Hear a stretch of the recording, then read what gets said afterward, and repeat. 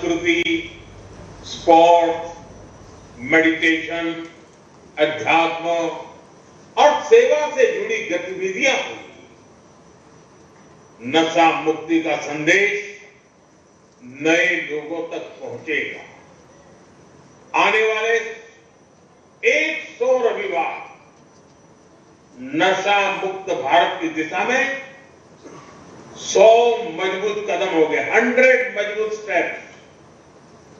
साथियों, मुक्ति का संदेश नए लोगों तक पहुंचेगा। आने वाले 100 रविवार नशा मुक्त भारत की दिशा में 100 मजबूत कदम हो गए, 100 मजबूत स्टेप्स। साथियों, आज हजारों स्कूलों, कॉलेजों और यूनिवर्सिटी के लाखों विद्यार्थी इस कार्यक्रम से ऑनलाइन जुड़े हैं। माय भारत के वॉलंटियर्स भी लाखों की तादाद में इससे जुड़े हैं। मेरे एनएसएस के नौजवान भी आज हमारे साथ शामिल हैं। देश के अलग अलग क्षेत्रों से, अलग अलग संस्थानों से, अलग अलग बैकग्राउंड के 1 करोड़ से अधिक युवा आज एक साथ है। मेरा आप सभी से आग्रह है, आप सब इस बड़े मूवमेंट के लीडर हैं।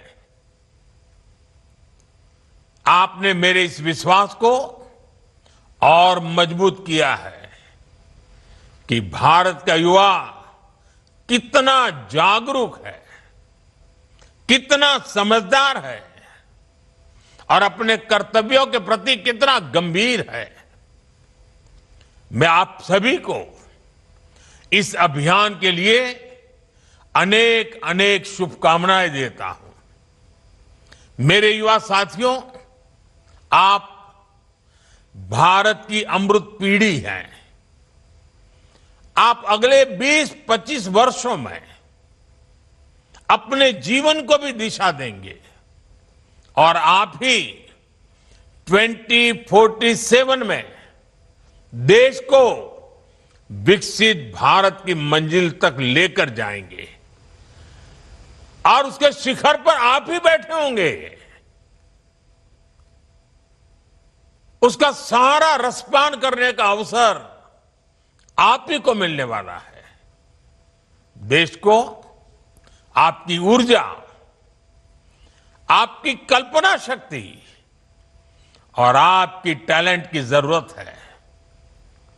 इसलिए देश के लिए और अपने जीवन के लिए खुद को नशा मुक्त रखना बहुत जरूरी है। नशा फोकस को भटकाता है और धीरे धीरे युवा को उसके अपने सपनों से दूर ले जाता है। अभी जिन नौजवानों ने नाट्य मंचन किया, बहुत कम समय में बहुत अच्छे तरीके से नाट्य मंचन में उन्होंने समस्या भी बताई, समस्या के कारण पैदा हुए संकट भी बताए और बाहर निकलने के सामूहिक प्रयत्न का रास्ता भी दिखाया। नाट्य मंचन छोटा था, लेकिन जैसा उन्होंने कहा, आओ हम नाटक देखें, ये नाटक नहीं था, ये हम लोगों के लिए एक बहुत बड़ा संदेश था। हमें जगा रहा था, हमें जूझने के लिए प्रेरित कर रहा था। साथियों, आजकल हम देखते हैं आज के युवा स्टार्टअप्स की दुनिया में छाए हैं, एआई को लीड कर रहे हैं, स्पोर्ट्स में तिरंगा लहरा रहे हैं, स्पेस से लेकर साइंस तक नए कीर्तिमान बना रहे हैं। लेकिन साथियों, जब कोई युवा अगर ड्रग्स के एडिक्शन में फंस जाए तो केवल एक युवा नहीं हारता, एक सपना हार जाता है, एक सपने का बाल मृत्यु हो जाती है, एक परिवार हार जाता है, पूरा का पूरा परिवार टूट जाता है। समाज से भी नफरत का शिकार बन जाता है। नशा केवल शरीर को नुकसान नहीं पहुंचाता, नशा एक मां की मुस्कान छीन लेता है। नशा एक पिता के सपनों को चूर चूर कर देता है। एक बहन की राखी की उम्मीद को कमजोर कर देता है।